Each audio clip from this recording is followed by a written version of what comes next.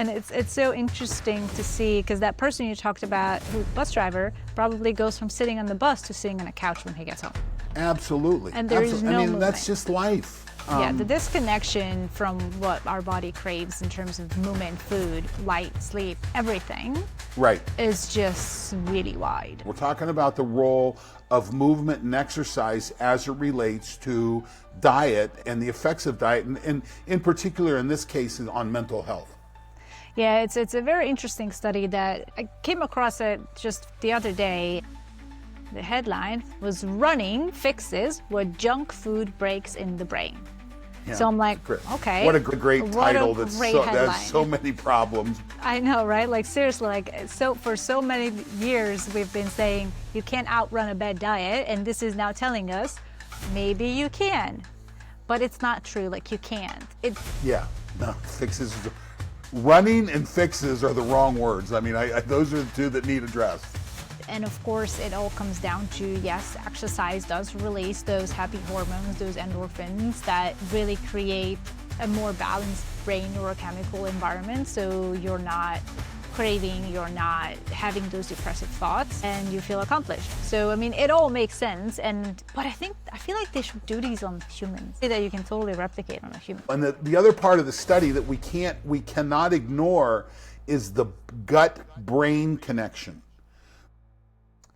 Welcome back to the 90% Healthy podcast. We have a little different background. Both of us do. Hey, Don. We're in different places than we normally are, aren't we? Yes. You are in Columbus, Ohio, right? No, I'm over in Pittsburgh. I'm over visiting my daughter I don't know that we've talked about this on the podcast, but she had a rather traumatic sports injury. She was playing rugby and she snapped both of her patellar tendons a little over a month ago. So for those of our listeners who don't know what patellar tendons are, can you explain what those are? So the patellar tendon, the patella is your kneecap.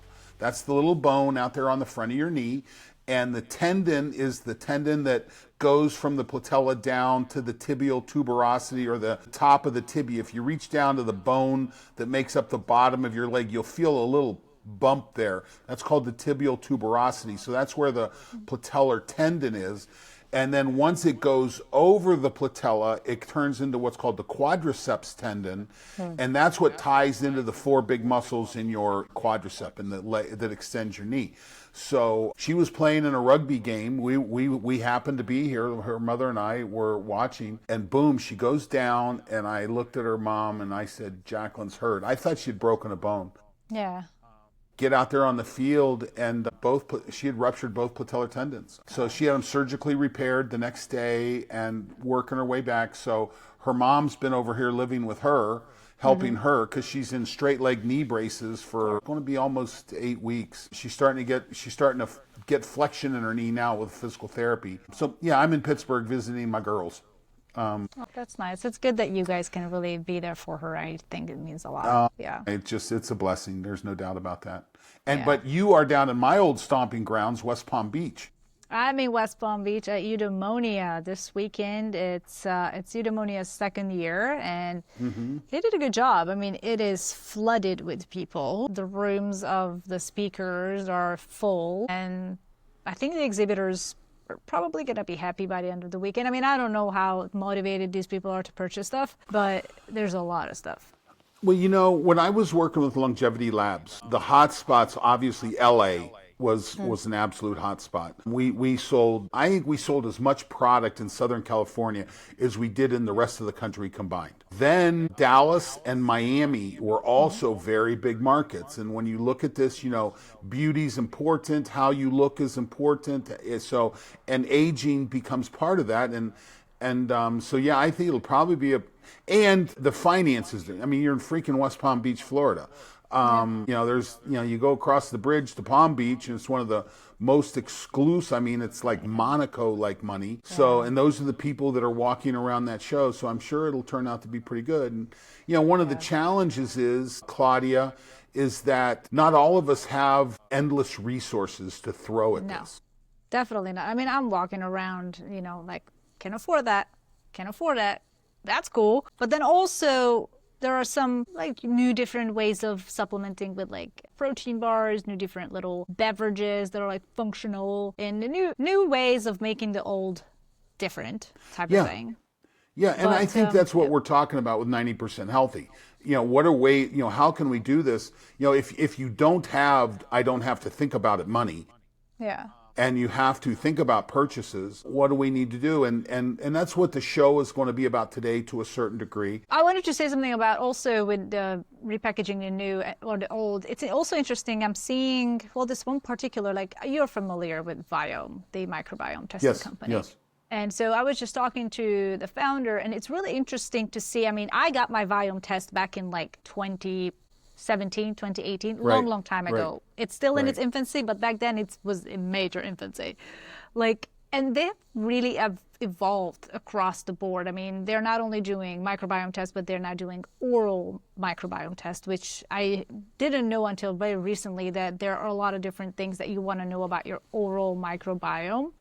Could be a conversation, because especially with the rise of people really being curious about biological dentistry and how much that oral health impacts the whole body system. So yeah, it was interesting how seeing the evolution of this one brand that I've seen across the board the past 8 years at all of these conferences, but now they're really changing in terms of what they're offering and expanding. And there are a few brands like that. So it's nice to see. But of course, there are new players, old players. Yeah, and the biohacking space is interesting. We've been in it now for several years, and while it's intriguing, I'm not sure it's translating. Before we started to record, we were talking about, I was visiting a good friend of mine up in Powell, Ohio, which is just north of Columbus, and she has a personal training studio, and she was a swimmer at Ohio State, a synchronized swimmer at Ohio State.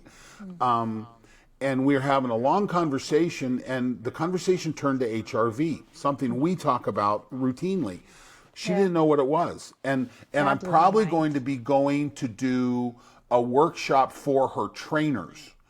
She has 23, her studio is all personal training, that you don't buy a membership, you train with one of her trainers, and that's how you get access to their studio.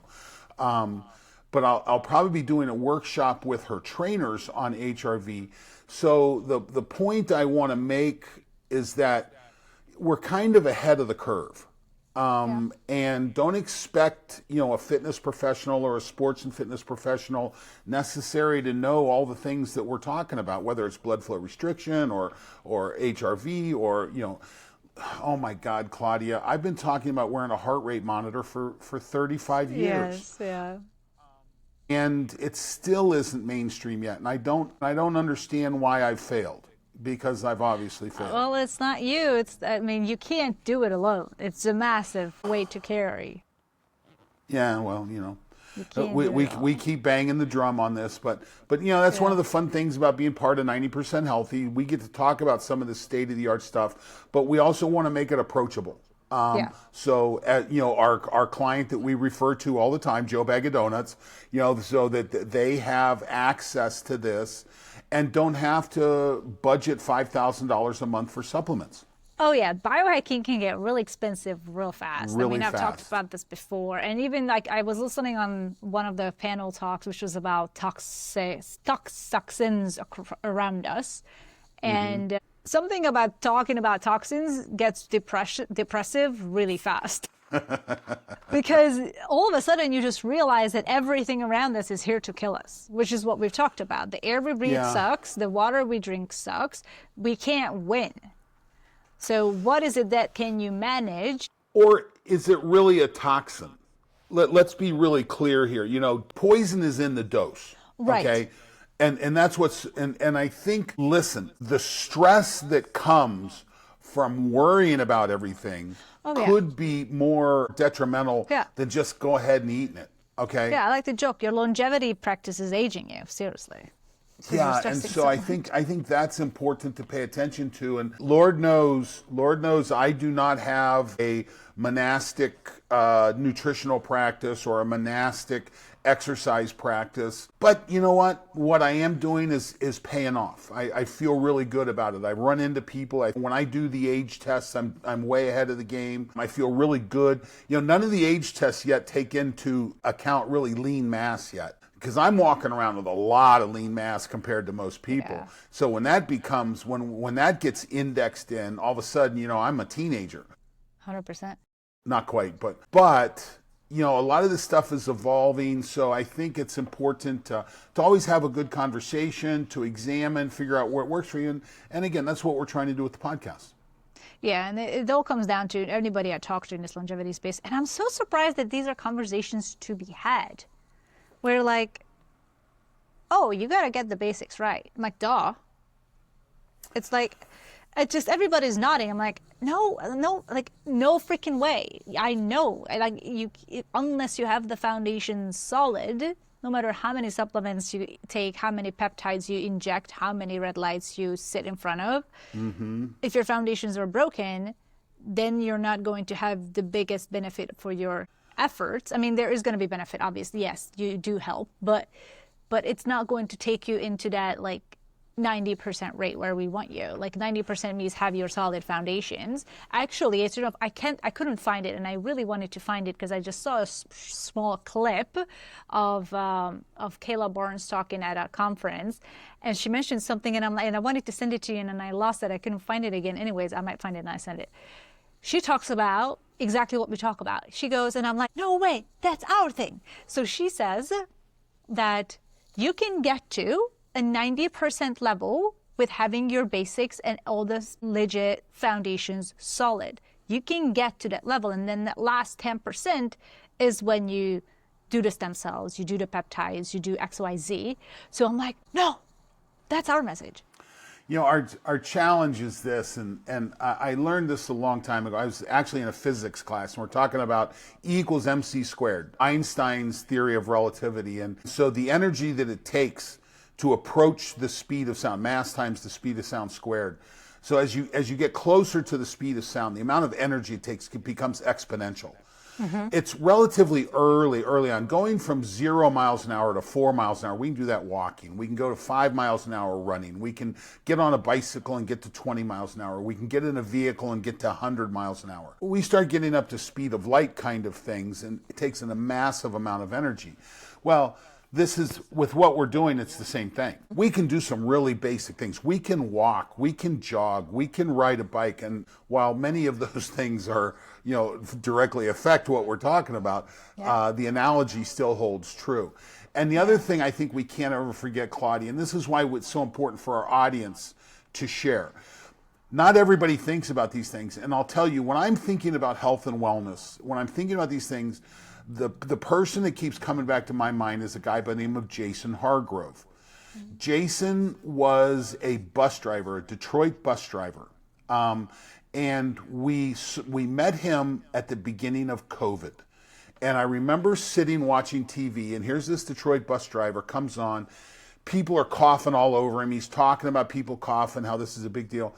Jason was dead 3 weeks later from a COVID infection. Wow. And if I think, so Jason he's this Detroit guy living in downtown Detroit, gets up in the morning to go drive the bus, stops at Dunkin' Donuts on the way to work, grabs a coffee and a donut, probably has fast food 2 to 3 times a day. His wife, I've seen great interviews with his wife, a nice family, but the environment. Then he sits on his butt for 8 or 10 hours a day driving this bus.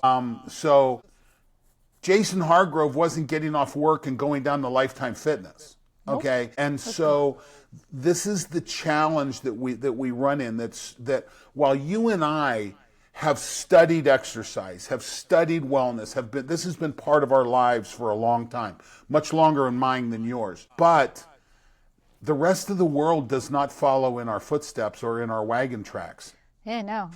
And it's so important that when we pick up something, and if you're a listener listening to this podcast and you hear something simple or you hear something that makes sense, share it. Share it with friends, family. I guarantee you, well, you and I were talking about this before we started the recording. And I talked about this, my friend that runs the personal training studio didn't know what HRV is. This is someone who has been in the personal training business for 30 years, runs a great company, but you know what? That concept has not pierced that environment yet. Yes. So we've still got work to do. They definitely do. Because sometimes I feel like the stuff we talk about is everywhere because that's what my algorithm pushes me, you know, because that's what I look at. So that's what it gets pushed. But for most people, that's not the case. No. And it's so interesting to see because that person you talked about, who's a bus driver, probably goes from sitting on the bus to sitting on a couch when he gets home. Absolutely. And there is no movement. That's just life. Yeah, the disconnection from what our body craves in terms of movement, food, light, sleep, everything. Right. Is just really wide. Absolutely. And this is, listen, you want to make America healthy again? Let's start looking at these fundamental practices that largely are based around income differential, number one. Number two, because quality of food is, quality of exercise certainly is. Eliminating smoking. I still can't get over the number of people I see smoking on a daily basis. It makes me crazy. Yeah. The amount of liquid sugar that people are consuming. You want to do something to make America healthy again? Start there, okay? And get ready for the corporate pushback that you're going to get when you start there. Okay, I'll warn you right now. But literally, and raise the awareness of the importance of movement. And again, that's what we're talking about today. We're talking about the role of movement and exercise as it relates to diet and the effects of diet, and in particular, in this case, on mental health. Yeah, it's a very interesting study that I came across it just the other day, and the headline was like, hold on, I need to look this up. The headline was "Running Fixes What Junk Food Breaks in the Brain." Yeah, so I'm like, okay. What a great title that has so many problems. I know, right? Like seriously, for so many years we've been saying you can't outrun a bad diet, and this is now telling us maybe you can. But it's not true, like you can't. Initially, the research was done in it was this year, October 21st. And it was just, we've all heard about the fact that junk food and our Western diet, as it is currently for the majority of Americans, has very detrimental effects on brain chemistry, how our brain is wired, how it really slows down neurogenesis and slows down our brain's capacity to grow and evolve and repair. Mm-hmm. And now the study is showing that exercise helps repair those connection issues that come about with that junk food. Now, I'm sure this is I think it's a little extrapolated. There's got to be, and this was on rats, first of all. Right. Listen, I think this study is really interesting. I think it's a good study. I think it's really interesting because what it does is it creates a mechanistic tie between movement, food quality, and mental health. Wraps them all together. There's no two ways about that, and it does a really nice job of that. And for the listener, what it was that you got a bunch of rats.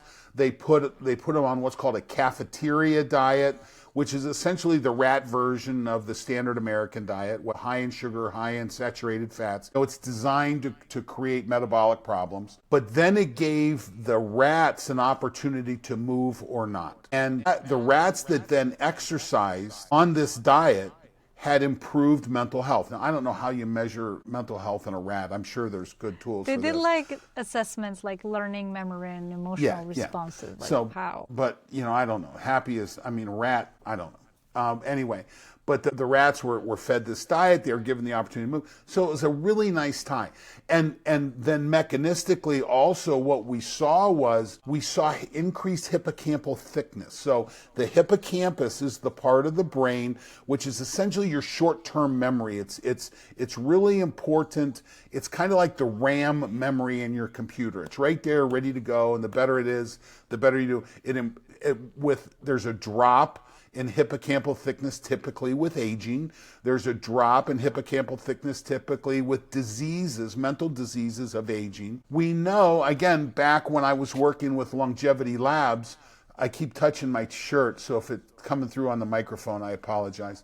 When I was working with Longevity Labs with Spermidine Life, we had seen the fact that increased spermidine consumption, which is leading to improved autophagy. And I know those are kind of two big words, but we've talked about it on the podcast before, and you can go back and look for it. But autophagy is an internal cellular cleaning process. Well, increased spermidine not only increased autophagy, but increased hippocampal thickness. So it improved memory, it improved a lot of those things that we go for when we want improved aging. So this is one of the nice things about this study, is that the mice that moved more, by the way, we know exercise triggers autophagy as well. This is one of the big triggers through the AMPK pathway. And we saw a modification of the hormones in the mice. It was all good stuff. Yes, that exercise improves the negative impact of, in this case, the cafeteria diet in mice. Yeah. I mean, one of the hormones that was, or I don't know what, GLP-1 is a hormone? No, it's a peptide. Sure is. Yeah, so they saw an increase in the animals that ate standard chow and exercised. There was an increase in the GLP-1 levels. But then if they were on the cafeteria diet, that response was weakened. So obviously eating healthier will increase, which I think has been talked about a lot, that if you're on a healthy diet, you will increase your endogenous GLP-1s. But if you're on a shitty diet, then you're not. But let's go back to the statement that you made earlier, that you can outrun a bad diet. I don't know that you can outrun a bad diet. Yeah. But there's no doubt, if I'm looking for things to do to improve my fitness and wellness and what I'm doing, I'm going to start by trying to change exercise before I try and change anything else. And I'm probably going to try and change exercise, and I'm probably going to try and change sleep, improve exercise. Then the challenge with diet winds up, Klaudia, is that we get all, again, I used the term earlier, monastic on this. We try to get perfect, try to get our diets perfect, which is the environment. It's just so hard to do it in. I think if you're improving diet, let's start by not worrying about what not to eat. Let's make sure you're getting the essential nutrients in, the B vitamins, the minerals, getting the appropriate ones on. If you're struggling with energy, you need to boost your nicotinamide, probably through NMN, at least nicotinamide riboside if you have the budget. But NMN is also very good. I'm not a huge NAD fan, but they're all in that nicotinamide family. Get that in first. Supplement that. Struggling. On that note, I'm just going to throw a curveball in here just because I used to work for a supplement company and we were selling a supplement that would block this enzyme or block this receptor called CD38 that grabs your NAD. Because if you have high inflammation from the shitty food you eat, then you'll have high levels of CD38, grab all the NAD that you're supplementing with. So your cells aren't actually getting the NAD that your body is creating from the NMN or NR that you're supplementing with. And I'm pretty sure it's epigenin is what you were talking about. Epigenin, yes. Epigenin was the supplement. 100%. Yes. And you know what? Epigenin is not an expensive supplement. It's not, actually, it isn't, NMN is not an expensive supplement. You don't need IVs of these things. Nicotinamide riboside, when you start to go down that pathway, that can start to get a little pricey. I'm fine with NMN. I don't do NAD. I'm fine with NMN. Dr. David Sinclair has done a really good job of demonstrating the value of NMN in the energy and autophagy pathways. I'm fine with that. And it's affordable and approachable and something you can put into your diet that works really well. But let's take a step back. Exercise, if you want to do something, exercise. And this study does a really nice job of tying together exercise with a bad diet improves mental health. And I found that to be very bad. I think that's pretty cool. I think where the headline goes a little far is it says fixes. Yeah. No, that is definitely not running a word. And fixes are the wrong words. I mean, those are the two that need addressed. Even the study made it clear that it's not completely reversing the damage. Right. It shows an improvement. Right. Times perhaps significant improvement, but it's far from fixing it. So it definitely isn't fixing it. But I mean, even people who are very health conscious and go down the rabbit hole of eating something crap every now and then, which is totally fine. I mean, I do that. But then I know that I might go a little bit harder in the gym the next day, and not because I feel bad about myself, but because one, I think about it from a standpoint of, okay, my blood sugar is higher. I have a lot of glycogen to push into my muscles, or a lot of glucose to put into my muscles and put to work. So I can leverage all of those nutrients, even if it's a little overwhelming for my body right now, to work harder. And oftentimes guys say that, oh, I was a lot more vascular because of a cheat day that I had the day before or whatever. Yeah, that's the nitric oxide. Yeah. But yeah, I think the challenge here is, Klaudia, is that number one, here's something I think has gotten very clear to me as I've gone down, as I've moved from a strictly sport model over to a longevity model included. Resist the need to go harder. Okay? Frequency is much more important than intensity. Okay? So if there's any risk that the intensity interfering with the frequency, stick with the frequency. Walk every day. Don't risk losing that. Now, I'm not a huge running fan. I'm a pretty big dude. Listen, I'm a big dude with 8 knee surgeries. I quit running in 1985. Started riding bicycles, doing things like that. Still get my cardio in that way, but I don't run. Homie, don't run. And so, and I don't typically, when I was working with clients directly, I had people come to me and say, hey, I want to set a goal of running a marathon. And I'm like, not the best goal I ever heard of. I'm fine with a half marathon. 95% of the people that try to train for a marathon wind up injured. Okay, so we know that. And you get a couple halves under your belt. If that appeases that need, great. If you then want to move up, then we can move up strategically with those under your belt. But there's so many people that have never run a 10K, never run a 5K. Like, oh, I'm gonna go train for a marathon, and it's like, oh, you're just, they're running for the physical therapist office. This is there's actually some really interesting data. When you look, Ken Cooper wrote a book called Running. It was called, this is back in the late 70s, early 80s, I believe. And when you look at the increase in the number of people running, it correlates very nicely with the increase in the number of physical therapy centers throughout the United States. So just for what it's worth. Yeah, do things that don't. Hey, listen, we did an episode 3 or 4 episodes ago on the trampoline. The mini tramp. The happy hormones it gives you. Absolutely, and it doesn't tear you up. Every time you hit when you're running, you pay a price. So this is usually something I pay really close attention to when I'm working with an elite athlete, or I'm working with that person's parents or grandparents. We pay real close attention to that. But that cardiovascular exercise, it's a mouse. This was a rat running in a cage treadmill, or whatever they call those circular things they run in. Wheel, yeah. The wheels, yeah. This is looking at that, so we're not worrying about the rat getting hip replacement surgery or knee replacement surgery or anything like that because they wore them out, because usually the rats don't make it out of this study very well.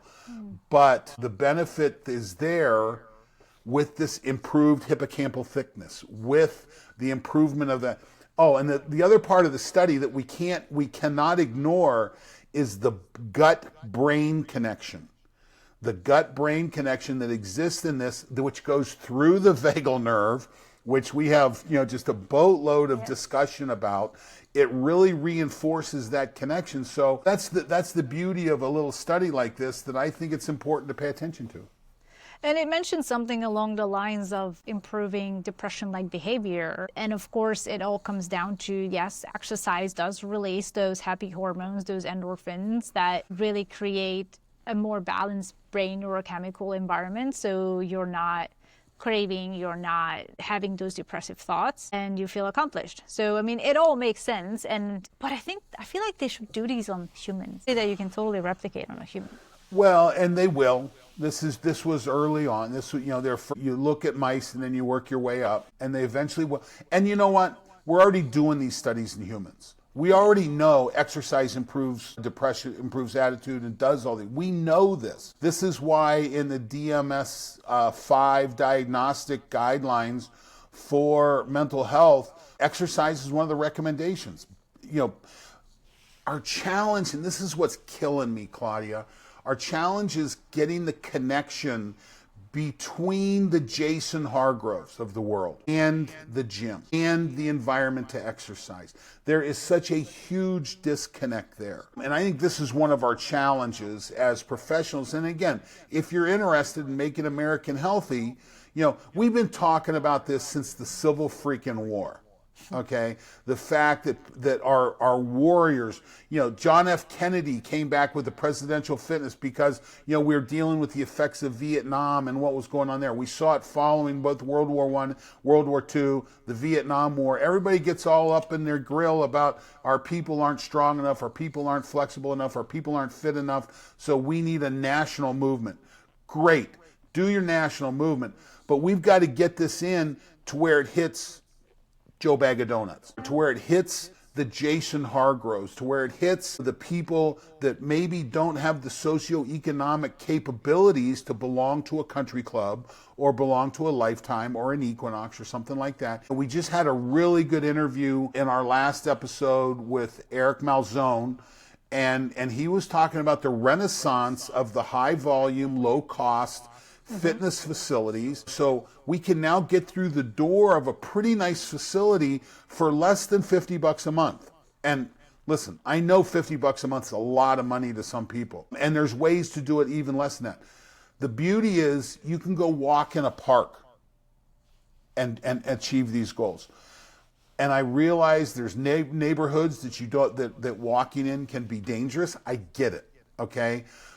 But these are the kinds of social, political, economic movements that we have to pay attention to if we want 90% healthy. And we're done. I'm just kidding. And I couldn't agree more. And honestly, yes, there are even the Planet Fitness. I think it's $10 Sure. a month. Super cheap. And that's a lot for some people. Don't get me Yes. wrong. That's a lot for some Yes. people. But the thing you can't ignore is the cost of illness. Yeah. The cost of illness Will cost you a lot more. is to go to the hospital. dramatic. And the movement and the cost of depression and the cost of all these things. I'm working on trying to put together a podcast. Klaudia, I had a friend not long ago. This guy was an ex-athlete, football player who took his own life a few weeks ago. Yeah, I think because of pain, because of pain. And I was this guy's strength coach back in the mid-90s. And I'm like, was I part of the problem? Did I overload this guy? Did we make a mistake? And this is dominating my thought right now about what is necessary, not what can you do. And so much of strength and conditioning comes from the strongman world, where it's it's whatever you need to do to move the car, and most of us don't need that kind of strength. And in fact, a lot of us pay a price. And I'm looking at some of this guy's teammates, and they've all had hip replacement surgery. The ones that have a joint replacement are the lucky ones. The guys that have the pain in the back, anything that's going on there, that's brutal. And loading 500, 600, 700 pounds on this guy's back for a back squat contribute to that, while probably not contributing to his ability to perform as an athlete. I think we have to answer that question. But we don't have this worked out yet. And what we do know, less is better. Get the early stuff in. Get the basic stuff in. Walking is incredibly valuable. And again, frequency is so important. Intensity loses its value as it starts to get continued. And again, if you can get into a facility and pick up some heavy shit every once in a while, that's great too. But yeah, this study, just like a lot of other, just keep reinforcing this concept. Yeah, and I was listening to a podcast earlier where they were talking about it's a lot easier for me to exercise every day than exercise as much as I can. So it's a lot easier to keep consistent and know this is part of who I am than constantly stressing over, I should do this, I should hit really hard today because I didn't get to do yesterday. If you just do a little bit, and sometimes it takes 30 minutes.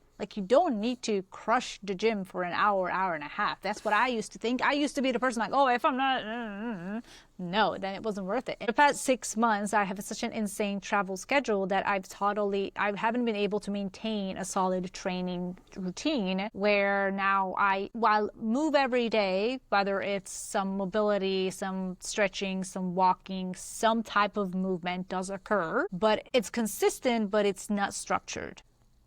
Which I think can still be okay. You know what? I've had a similar situation for the last month.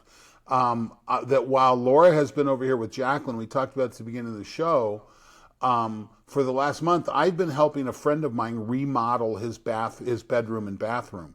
And I've been on a construction site. And it was funny, I'd been working on it for 2 or 3 days. My younger brother is a contractor, and we were laughing. He says, "Oh, you've lost those contractor muscles, haven't you?" My shoulders have just been on fire because I've been working up in this attic. We've been putting shiplap above these 200-year-old beams in this 200-year-old house. It's turning out really pretty, but I'll tell you what, and again, my knees climbing these ladders up and down. My sauna practices have been really good, but my regular exercise kind of stuff has been low. Mainly because I'm wiped out. When I've been up working in that attic space above my head for 6 or 7 hours, my shoulders are gassed. Yeah. And again, there's probably 100 trips up and down a ladder. I know where Stairmaster got their identity from, but you know what? It's work, and exercise is programmed work. 100%. So this is what's so important for people to pay attention to. I mean, if you look at it, our ancestors, okay, so I was listening to another podcast. I had a 2.5-hour drive to West Palm, so I was listening to podcasts. Nice. I was listening to this other podcast, and this individual, I can't remember his name, but he was talking about visiting a tribe in Kenya, and these, or somewhere in Africa, and these tribes travel to places, from places to places over the course of the year. Nomadic. Very nomadic tribe. Yes. You know, he said, based on his observations, that they were about somewhere between 18 and 20% body fat. And they're not in their life ever did anything in terms of a structured workout. No. The guy when he would ask them, like, do you run? They're like, yeah, we run when we have to from a predator. And then he also asked, do you have sleep problems? And they were like, they didn't understand the concept of a sleep problem. They're like, well, what is a sleep problem? Well, yesterday because we had lions in the area. But like, they don't understand the concept of like insomnia or sleep issues, which is wild. Right.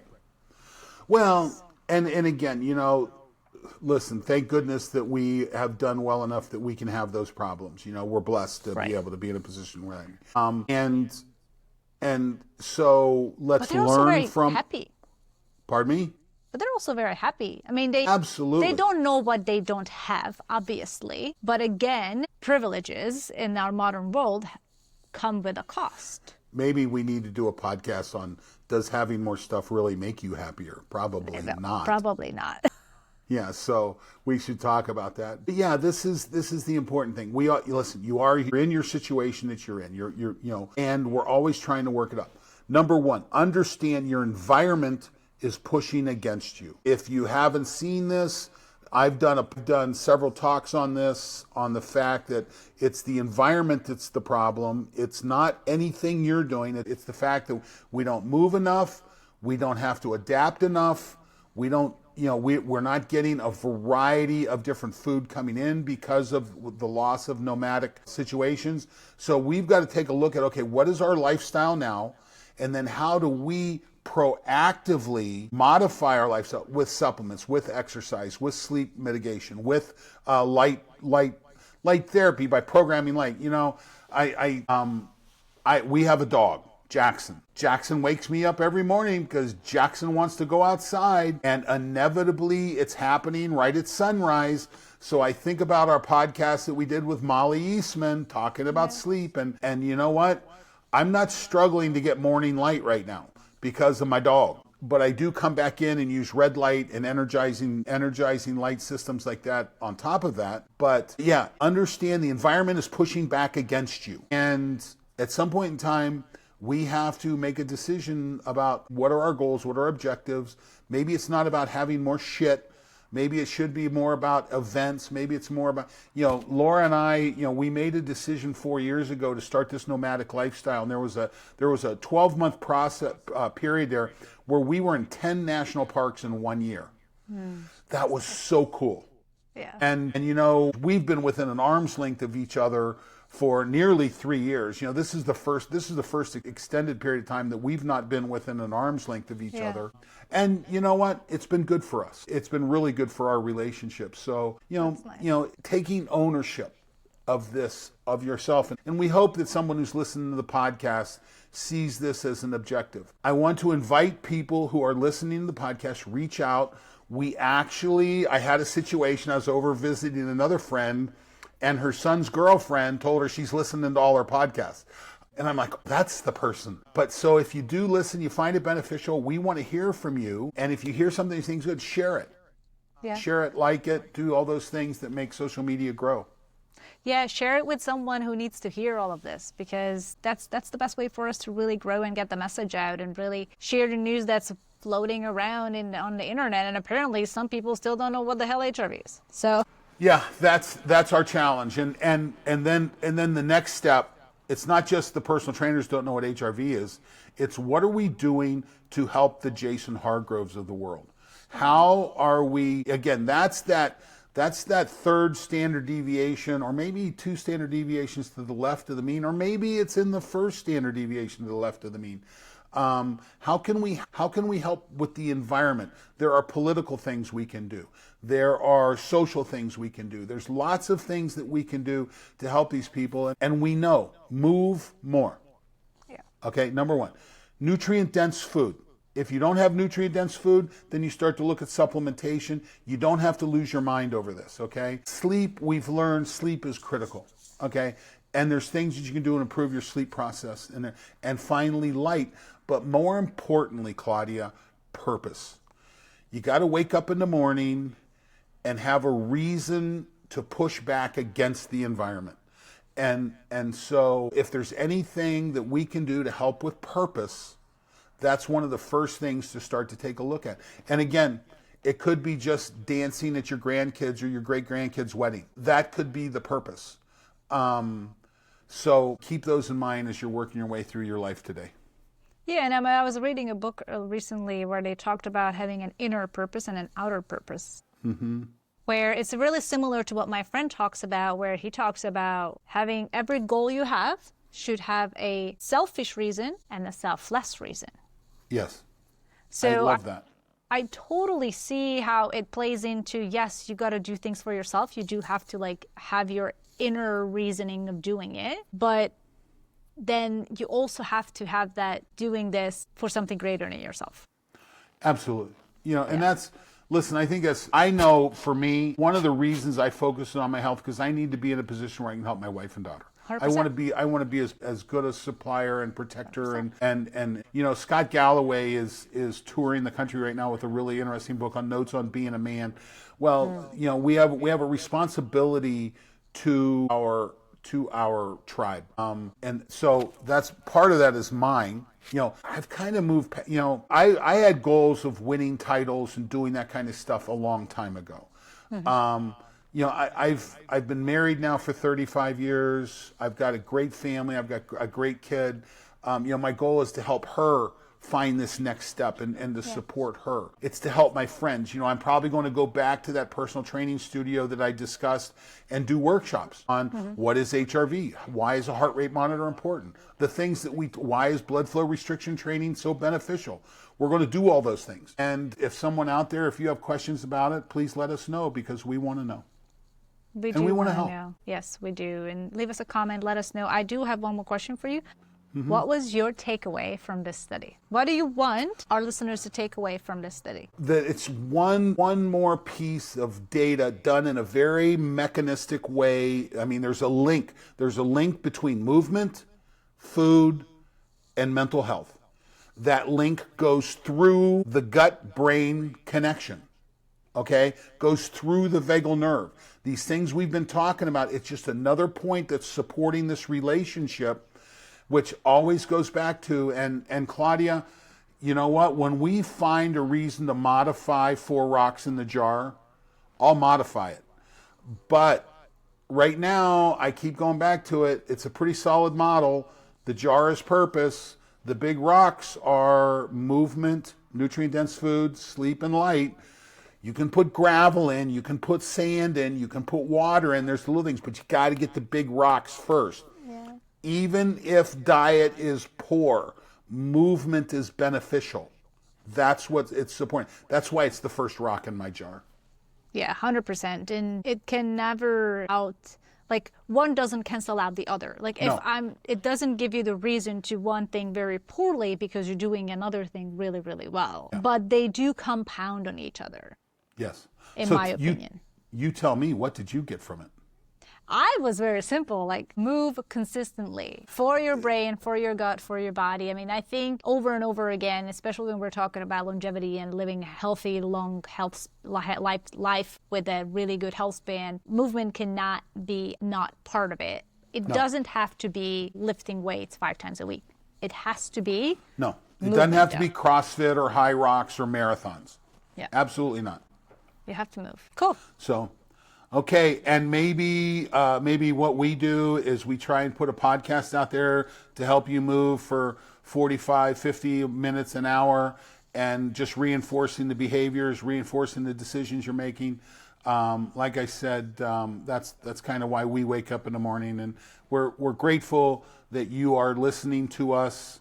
Thank you, and again, if you have questions, please reach out. Thank you. We appreciate you, and I appreciate you, Don. Thank you. Thanks. I appreciate you, Klaudia. Klaudia, it's almost been a year. Almost a In year. fact, it's the 1st of December that I think I sent you that first text. I need to go back and look. So we're coming up on like the 1-year anniversary of the decision to do the podcast. So that's really exciting to me. Very exciting. I can't, and we're so consistent. I'm so proud of us. Well, it's important to have self-pride. Good team. Good team. Good team. See ya.